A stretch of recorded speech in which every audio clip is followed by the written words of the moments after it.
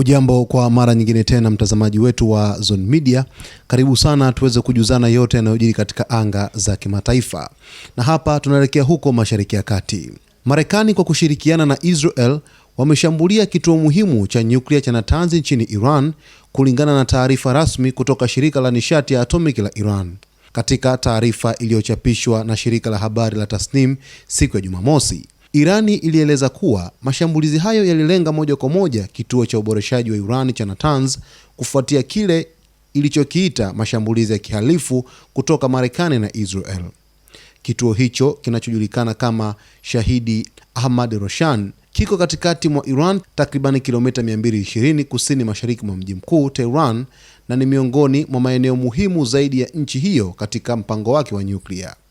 Hata hivyo, maafisa wa Iran walisema hakuna uvujaji wa mionzi ya nyuklia ulioripotiwa kufuatia shambulizi hilo, na hivyo hakuna hatari kwa wananchi wanaoishi karibu na eneo hilo.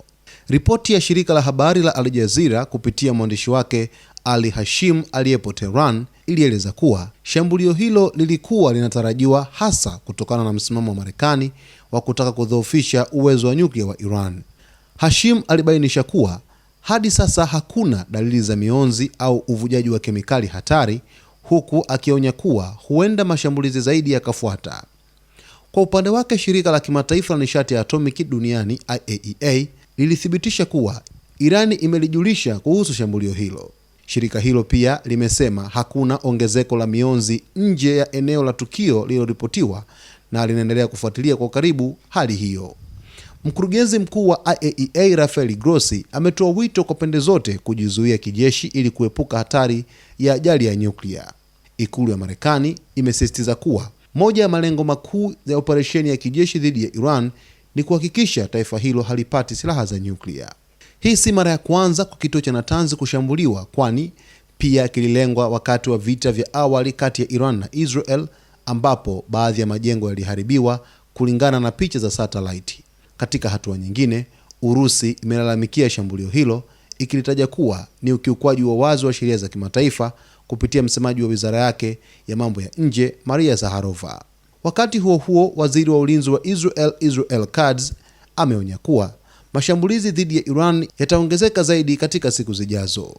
Naye kamanda wa kikosi cha kati cha Marekani CENTCOM Admiral Brad Cooper amesema kuwa hadi sasa Marekani imefanikiwa kushambulia zaidi ya malengo 8,000 ya kijeshi ndani ya Iran, akidai kuwa uwezo wa kijeshi wa Iran unaendelea kudhoofika kadri mashambulizi yanavyozidi kuongezeka.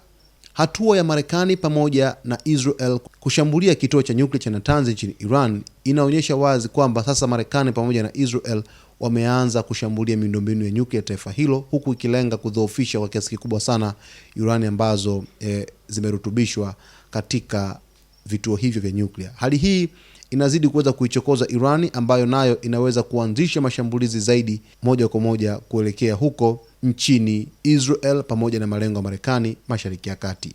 Basi mtazamaji wetu, kwa taarifa zaidi ni kuombe uendelee kuwa nasi wakati wote kwa kusubscribe channel yetu, kulike, kucomment pamoja na kushare.